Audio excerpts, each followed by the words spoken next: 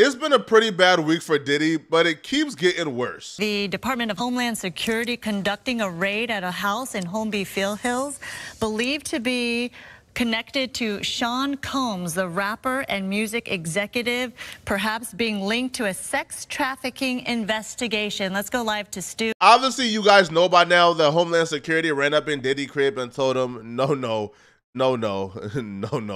sir, you going to jail. Now, they handcuffed a lot of people, took out a lot of documents, broke open his safe, because they're investigating Diddy for doing some deplorable things.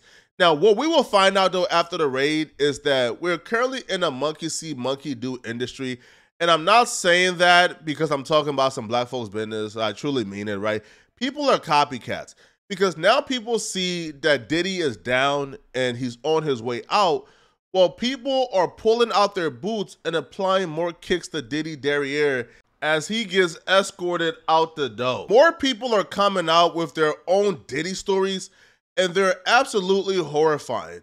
Torre tells a story about an interaction between Diddy and one of his family members who he asked Diddy to hire for an internship. I was personally disturbed many years ago, okay? I know this man well enough to call him and say, hey, I need a favor. Yeah. And this might have been 10, 12 years ago that I called him and say, hey, I have a family member who I want you to hire them as an intern. Yeah. And I have never talked about this publicly. And he said yes.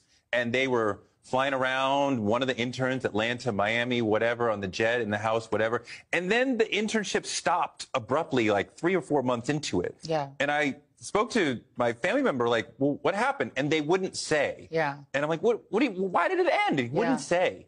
And years later, they finally came out, and this a male, and said that Puff had said, come home, stay the night with me, or the internship is over. And they said, absolutely not. He said, absolutely not. And the internship ended. But from there, I was like, oh, like this is how it goes. Okay. Yeah. Okay. This is Hall of Fame bad zesty. But I don't just think that Diddy's zestiness is what led him to be a predator of men. I believe that is much deeper than Diddy being a homosexual, is that Diddy loved the power that came with it. You see, Diddy had this sick mentality to where if he sleeps with a man, he feels as if he has now conquered that man and he's now has power over that man. So when the intern was with Diddy and they was flying all over the world, I don't think that Diddy couldn't get ass anywhere else. So he wanted to, insist the intern give us some booty. It's the fact that Diddy wanted absolute power and control over that intern. And his way of doing so is by using money to get the dignity and the booty of a man. Pause, bro. No Diddy. Pause, bro. And that is evident when Jaguar Wright told the story of an assistant who's a good friend of hers who used to work for Diddy. You see, this assistant walked in on Diddy doing the unthinkable. And his response for why he was doing the unthinkable will pretty much tell you all you need to know about the psyche of Diddy. Because while she was working at Bad Boy, because she was one of the lead counsels for Bad Boy Entertainment, she witnessed something. She witnessed something that was disturbing to her. But what was really disturbing to her was the conversation that she had with Diddy after. See, Christopher Williams, I don't know, I guess he wanted to sign. I don't know what happened. But Puff was supposed to be giving him a demo deal, and he gave him a demo deal, and I guess it was supposed to turn into an album deal, which that never happened.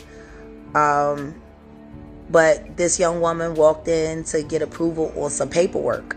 See. And when she walked in, the door wasn't locked, so she didn't think twice about just walking in. And when she walked in, she saw Christopher Williams performing fellatio on Puff. Now, from what she said to me, it was disturbing because, they didn't stop. She just walked out, and she just kept her head down at the office the rest of the day, I believe it was. And I don't think it was at the end of business day that day, but I think it was the following day. He came into her office and was like, yeah, so you came in there, so what? What you gonna do? You wanna say something? And she was like, oh no, she was like, I just don't understand why you left the door unlocked. If you were in there doing that, why would you leave the door unlocked? He said, I'll do whatever I want to do in my building. And I just don't know. He was like, it's power, see? I can make a man, he said, if I can make a man suck my dick, I can make people do anything for money. It was more than just for pleasure. It was for power. And OG Cocaine will reveal Diddy's tactics and ways of how he could fill out which men were susceptible to being bribed and manipulated into being down for the zesty activities. Work with Puffy. You work with Puffy, right? Yeah, I work with him. He flew me out to Miami. Yeah. And, when you got asked this nigga did he party? Yeah, nah. Listen to me. This is real shit. So when I went out there, Peace, it was cool, and I worked pretty quick. So he left for a little bit, then came back to the studio. I had the song done. Sometimes I feel like I'm lonely. He was like, "Oh, B, that's hard." Woo, woo, woo. I like, because he love Above the Law. I love NWA, Cocaine. So he took me out. He said, "We're going out tonight, right?" So I was like, "Oh shit, that's Puff Daddy." Right, you went out with him. Yeah, so we ain't gonna judge yet. This story got an ending. Don't jump ahead. Go ahead, Cocaine. So I hop in the whip with him. You hopped in the whip with him? Yeah. All right. The brother pulled out, no bullshit. No! Wait, okay, go ahead, my man. I'm fucking with you. The brother pulled out these things, and it was these pills. The story itself is already really weird. Diddy pulled up on OG Cocaine, who's a well-respected California gangster, who does music. He's the founder of G-Funk. So he pulled up on a well-respected gangster. They hopped in the car, about to go to the club, and Diddy pull out pills that we will later find out is ecstasy and give it to OG Cocaine and ask him to take it. First off, bro, right, if we're not even that cool, we're just on some business stuff, on some working stuff, and you pull out drugs for me to do, I'm automatically thinking, bro, yo, you got some bad intentions for me, bro, or like you want my butt. There's no other options, yo, because why are you giving me pills like a hoe? It was an ashtray full of ecstasy. He said, "You want one?" I said, "Nah, man, I don't do that. I don't smoke weed." So we go to this club, popping club, and we go to the first floor. It's cool. It's popping. Everybody's, "Hey, man, getting on, doing their thing, right?" But then we go to like second floor, and it's kind of different. But then we go to the third floor, the upper room. Not the third floor. The upper room. I'm fucking with Look, you. I look to the right. Man's kissed this man. Man's kissing. Nigga, I looked at that puppy like, "Nigga, where you got me at, homie?" Nigga, where you got me at, homie? Right. He knew I was uncomfortable, so he dropped me off immediately. Okay. And that was that, and I left the next day. But that's respect. Okay. Yeah, that was. He still tried to see what's up, but yeah, he realized. Nah. So actually, Puffy a G. Yeah. He tried to even pull that with you in any way. Nah, I wasn't. Come on, man. Come on. He's like, He did not offer to take you shopping, though. No. I think the nigga did try to bait me in, though, but I'm like, come on, man. He was trying to see how you was moving, because all you got to do most of the time is just throw the alley-oop to most of these. I feel like over the last couple of years, we've been so desensitized with like people like Harvey Weinstein and details of these Hollywood cults and stories that when we hear something like this, that we really don't truly register how sick this is, yo. Diddy is a deviant. Diddy has some serious issues, yo, and this is not cool at all. Now, if Diddy will pull some ish like this with an OG gangster like Cocaine, what do you think he's pulling on the interns, on the women, on the young industry rappers who just want a deal, just want to sign? What do you think he pulled on Usher, a 14-year-old kid he was quote-unquote mentoring? What do you think he pulled on Justin Bieber? If he would pull this on a gangster who could literally kill Diddy, what do you think he was pulling on the more vulnerable people? Diddy is sick. And that's why, even the news reported that the feds, when they ran up in Diddy's crib, they was actually looking for footage. They were looking for recordings because they believe that Diddy is running like a blackmail ring. They believe that Diddy would have people come to his parties, do things under the influence, like have sex with a dude. If it's a straight male in the industry, put him on drugs, have him have intercourse with a guy and record it, and now you're blackmailing him. So people like Candace Owens and Fox News and like others have been speaking out about this more openly, bruh. That Diddy ran like a sex cult, similar to Epstein, where Diddy would have these very powerful people in the music industries, like the music executives and others and high-profile celebrities. He would have them come to these parties either in the States or in the Virgin Islands somewhere, where they would engage in things, you know, that were not the best of look, and Diddy would record it and blackmail them. And it wasn't just security footage they were after. Homeland Security also confiscated hard drives, phones, and other electronics, focusing on finding photos, emails, and names linking others to the alleged sex trafficking operation. These tactics straight out of the Epstein playbook. Seize the footage, but then what? Bury it? Blackmail with it? We don't know. Will anybody ever know what was on Diddy's cameras? And will this investigation lead to indictments that go higher up the food chain? And how high? Politicians, athletes, celebrities, music executives, all were recorded inside Diddy's parties. Officials say that Diddy's alleged victims have not been holding back during their interviews and are telling investigators everything. We'll keep you up to date on all of these details and more as soon as we hear them.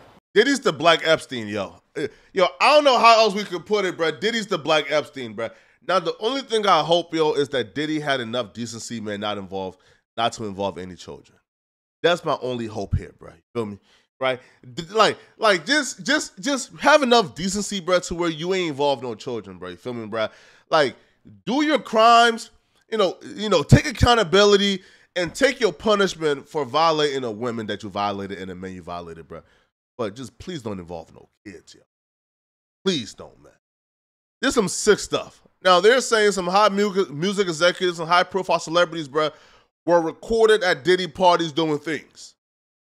And that they believe that more indictments is gonna come on those high-profile celebrities based on the actions they were involved in at Diddy's crib. What those actions were, I don't know. But the only reasonable conclusion that comes to my mind is it has to be kids involved, right? Because if you just see a tape of a high-profile celebrity engaging in homosexual acts or engaging with a fully grown woman, then it's really unclear, or there's a gray area here, you know, and without context, it's unclear to prove that criminal activities is going on. But with a kid, ain't no gray area, bro. Like ain't no context needed, homie. You going to jail. So that's why I really believe that kids are involved. Now, in the case of Diddy, though, now here's what's really interesting, right? Is that not everybody is against Diddy. Some people are defending Diddy. But the one person that's defending Diddy that makes things a whole lot worse for Diddy is the one person you don't want defending you when it comes to sex trafficking charges, man.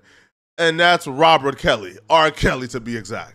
Right? When you're of legal age, I don't understand what all the hoorah all of a sudden is against the will. It's against the will.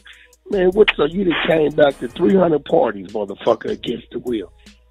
All this shit, you got to damn near turn on your camera, let a motherfucker tell you who they is, put their ID up, let a motherfucker tell you where they at, because any given Sunday, right, when a motherfucker want to go bad, they can extort you or come with the accusations. That shit is crazy, man. It's crazy. That's why I say motherfuckers gonna be out there laughing and making comedian jokes and doing all that other shit on the radio and everything else, but their ass could be next. You know what I'm saying? That's what's so fucked up about it. So stupid. They so stupid they don't even realize the move that's going on. I mean, it's crazy, man. I mean, that's why I don't believe none of the shit. I mean, I told him straight up, bro. You can tell me about anybody now. You can tell me on the news the weather is the sky's blue. I'm not gonna believe the shit, no. Because I'm in it now. Know what they did. Yeah, listen. R. Kelly believes that this Diddy thing is a part of this grand conspiracy that's taking down powerful black men. Listen, he could be right. You know, he could be wrong. We personally won't know until the end of this trial, all right? Until the conclusion of this legal process. So we're gonna wait and see, man. But it's not looking good right now for Diddy, right? And if you're still watching, click on this video somewhere on my screen to find out how Adam22 just took things a little too far. Click on this video right here to find out how Adam22 just went too far. I'm out of here, folks. Peace.